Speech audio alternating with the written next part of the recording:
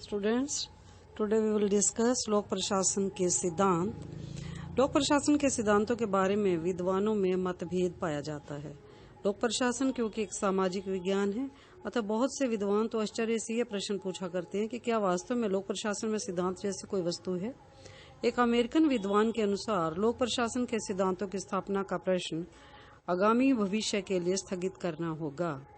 According to Waldo, लोक प्रशासन के सिद्धांतों के संबंध में अपने विचार प्रकट करते हुए कहा उन्होंने कि संगठन के सिद्धांतों के विषय में परिचय कराने के लिए अंधे आदमियों और हाथी की लोकोक्ति का वर्णन देना ठीक होगा। तो इस प्रकार से first of all we will discuss राजनीतिक निर्देशन का सिद्धांत। लोक प्रशासन सरकार का एक अभिकरण है जो कि राजनीतिक कार्यपालिका के निर्देशन पर केवल कार्य ही नहीं करता बल्कि उसके प्रति उत्तरदायी भी है। दूसरे शब्दों में, प्रत्येक लोकतंत्रात्मक राज्य में लोक प्रशासन उन्हीं राजनीतिक दलों तथा प्रभुता प्राप्त व्यक्तियों द्वारा संचालित होता है जिनका बहुमत रहता है। लोक प्रशासन को केवल उन नीतियों का पालन करना होता है जो राजनीतिक कार्यपालिका द्वारा बनाई जाती हैं। प्रशासकीय संगठन को अपनी कोई इच्छा नहीं होती। सेकेंड, लोक उत्तरदायित्व का सिद्धांत। लोक प्रशासन का उद्देश्य जनता की भलाई करना होता है, इसलिए लोक प्रशासन अंतिम रूप में जनता के प्रति उत्तरदायी होता है। लोक प्रशासन प्रत्यक्ष रूप से जनता के प्रति उत्तरदायी न होकर अप्रत्यक्ष रूप से उत्तरदायी होता है। थर्ड, सामाजिक आवश्यकता का सिद्धांत। Principle of social necessity.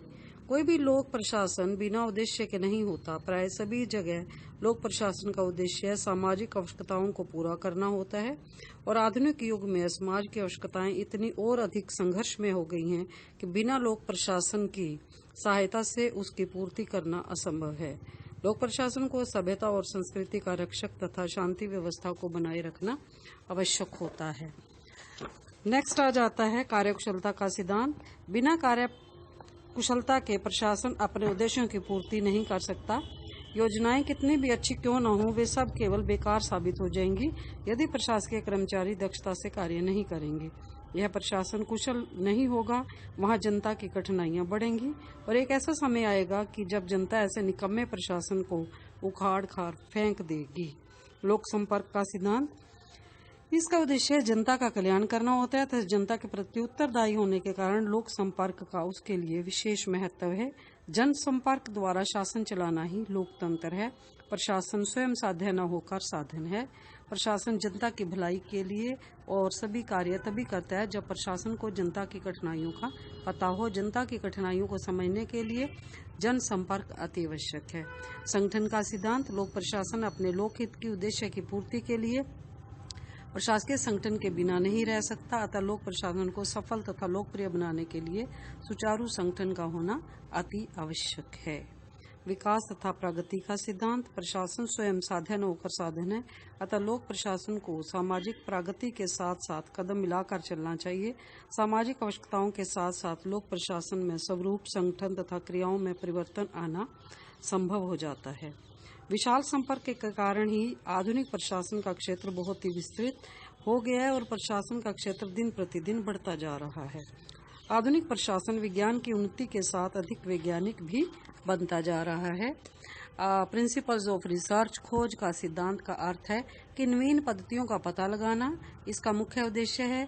जब हम लोक प्रशासन को विज्ञान मानते हैं तो इसमें अन्य समाज शास्त्रों की तरह निरंतर रूप से खोज की जानी चाहिए। प्रशासकीय कार्यकुशलता को बढ़ाने के लिए निरंतर खोज अति आवश्यक है। जिन समस्याओं के सुझाव खोजों द्वारा प्राप्त हो जाते हैं उनका रिकॉर्ड रखा जाता है ताकि भविष्य में उसी प्रकार की समस्या को आसानी से हल किया जा सके।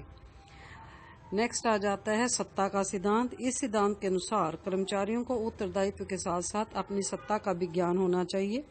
कर्मचारियों का यह पता होना चाहिए कि उनकी क्या क्या शक्तियां हैं और उनकी शक्तियों पर क्या सीमाएं हैं। अतः अन्य व्यक्तियों को कार्य करने के लिए आज्ञा देने की शक्ति भी उनके पास है और प्रत्येक संगठन में कुछ ऐसे व्यक्ति होते हैं जिन्हें आज्ञा देने का अधिकार होता है और ऐसे व्यक्ति भी होते हैं जो उन आज्ञाओं का पालन करते हैं। एक अधिकारी को यह सत्ता 3 प्रकार से प्राप्त होती है: कानून के रूप में, कार्य की प्रकृति के आधार पर तथा निजी व्यक्तित्व के कारण। कर्तव्य एवं समन्वय का सिद्धांत। लोक प्रशासन में विभागों का संगठन प्राय एक निश्चित कार्यात्मक आधार पर किया जाता है। प्रत्येक विभाग को निश्चित कार्य सौंपे जाती है। प्रत्येक विभाग का उत्तरदायित्व तो अपने कार्यों को संपन्न करना होता है।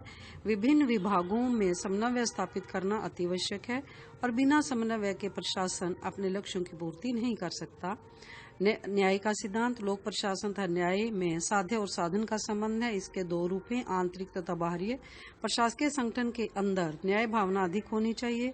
कर्मचारियों को यह महसूस होना चाहिए कि उनके साथ साथ न्याय का व्यवहार भी किया जा रहा है। यदि न्याय को बाहर निकाल दिया जाएगा तो प्रशासन असंतुष्ट तथा कुटिल व्यक्तियों का ही उद्देश्य विहीन समूह रह जाएगा।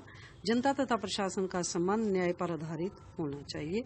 यदि कर्मचारियों में न्याय की भावना नहीं होगी तो जनता का प्रशासन में विश्वास नहीं रहेगा। इस प्रकार से हम कह सकते हैं कि लोक प्रशासन के अपने कुछ सिद्धांत हैं जिसके आधार पर ही प्रशासन में जनता इस बात की में विश्वास करती है कि उनको पूरी तरह से सरकार का सहयोग मिल रहा है।